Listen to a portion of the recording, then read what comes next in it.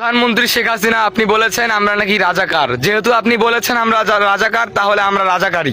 আজকে ভার্সিটির স্টুডেন্টরা মার খাচ্ছে, মার খেয়ে পড়ে আছে, মেয়েদের উপর অত্যাচার করা হচ্ছে, তবে কোনো কোনো সাংবাদিক কোনো নিউজ প্রকাশ করতেছে না, কোনো ইউটিউবার, কোনো টিকটকার, কোনো ফেসবুক পেজ আর কারো মুখ দিয়ে কোনো টু শব্দ বেরাচ্ছে না।